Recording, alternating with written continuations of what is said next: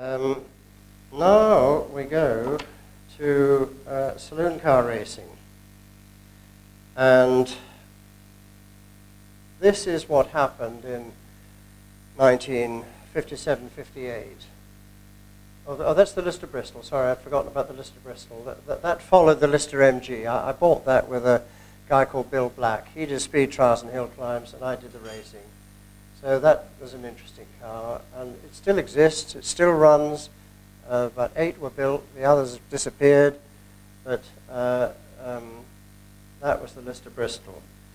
Then we went into the world of saloon car racing, and this is how it was in 1958. That's me in TOL 563, the Austin 105, near side right. Jeff Uren, the late Jeff Uren, in a Mark II Zephyr. Behind is Harold Grace in a Riley Pathfinder, and behind him is Alan Adler in another 105 Austin. Now this is the sort of racing. This was the 1.6 to 2.6 litre class. The 3.4 Jaguars were quicker than all of us. They were somewhere up ahead of us. But this was a hotly contested class. And this was the start of my saloon car racing, which of course I'd seen and was enthusiastic about. And at the end of 1958, Tommy Sopwith and I tied for first place in the British Saloon Car Championship. That's 50 years ago this year. So what did the organisers do? They hadn't thought that there was a possibility of a tie, so there was no formula to sort the thing out. And what they did was they consulted Marcus Chambers. They offered us a solution by saying, we'll spin a coin. And Tommy and I said, no, we haven't raced all year to spin a coin. We have to think of something better. Marcus Chambers, who's now, I think, 97, still alive, he was the competition manager of British Motor Corporation. Marcus Chambers provided 2 Riley 1.5s. And in the event of a tie in the final round at Brands Hatch, the 2 Riley 1.5s would come out, and we were to have a shootout. They found, actually, that one car was quicker than the other, so we had to do 2 5-lap races and change cars. It was pouring with rain, and it was a really dramatic end to the Saloon Car Championship. In the final round, I won my class, Tommy won his class, which was predictable. So we did tie, and then we had the shootout.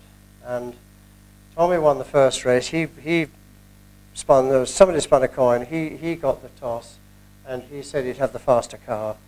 He won the first race. I won the second race. They added the 2 times together, and I won the championship by 1.6 seconds.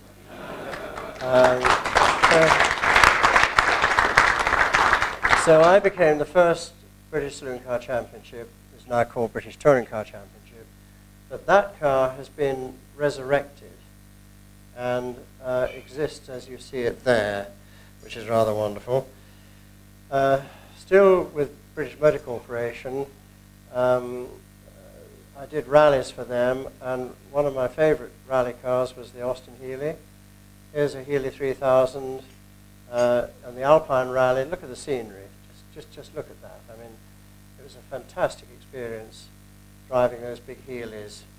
I drove a big Healey again with Peter Riley, my first Le Mans, 24-hour race, and unfortunately, we didn't finish. There was a problem with the engine. So now we must move on, and we come to the Jaguar era. I left BMC having had 4 happy years rallying and racing for them, and we moved to Tommy Sopwith's Keep Endeavour racing team, which was running saloon Jaguars, the 3.8 Mark II, and I raced for him 60, 61, 62. And this, I had many memorable races, but this was probably one of the most memorable ones. I am on the left in Tommy Sopwith's car, headlights on. On the right is the John Coombs racing car, 3.8, driven by none other than Colin Chapman, the great Colin Chapman.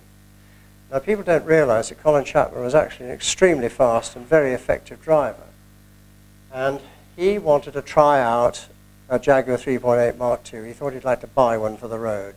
So he contacted Lofty England, who was the competition manager of Jaguars, a Jaguar, and said, can I have a trial drive in a Jaguar?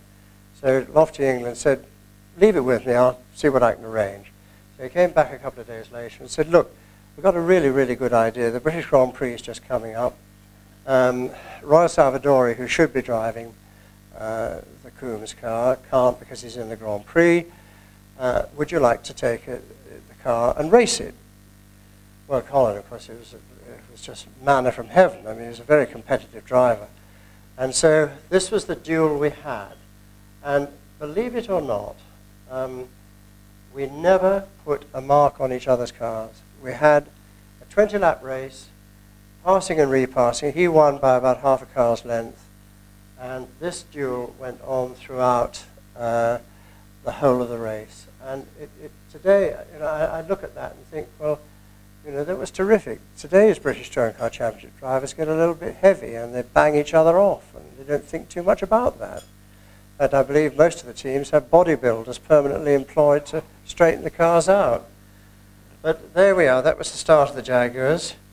And this one, I must show you. I've got to have my stick here. There we are. This picture, you can see, it appears I've got something on my nose. And you know who that is. And it says to Jack, what's that on your nose? All the best, teammate Sterling. Now, to be sort of put together with Sterling as a teammate was a huge, huge honor. How did it come about? Well, it was simply this, that in 1960, Tommy Sopwith also had a DB4 GT Aston Martin, which I raced and Sterling raced on a couple of occasions. So that's how we became teammates.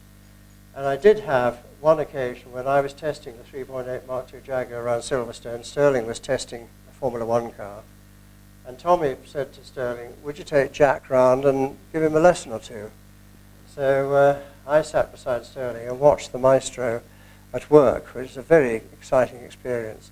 And I started to go about 1.5 seconds a lap faster after he'd shown me what to do. So Sterling and I have grown up together. He's the same age as me, and we have great fun when we meet. And I rather cherish that photograph. And here is the Aston Martin DB4 GT with me at the wheel in a full-blooded drift through Stowe Corner at Silverstone. That was a really fast car. At the time, it was the fastest car I'd ever driven. Then, in 1961, Tommy Sopwith got the first of the E-types. John Coombs Racing had one for Royal Salvadori, and Tommy Sopwith had the other, which I raced.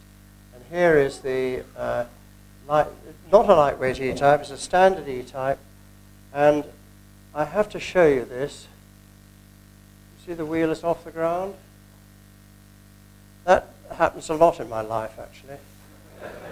I've got pictures of the Galaxy, and incidentally, the Galaxy does thank you very much for including her tonight. She's very, very happy down below. Never been in such a warm atmosphere. But I've had a wheel off the deck with the Galaxy as well. But that's one of the. Now that car still exists. I've forgotten who owns it, but that's still about ECD 400. So that was the E-type. Now we come to 1963, and the John Wilmette racing team was formed.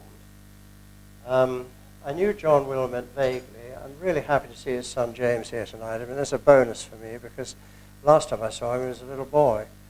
But anyhow, the late John Wilmette, lovely guy, he decided he was going to have a crack at the British Saloon Car Championship. He employed Jeff Uren, an old rival of mine in saloon car racing, to be the team manager. And he said, we want Jack as a driver.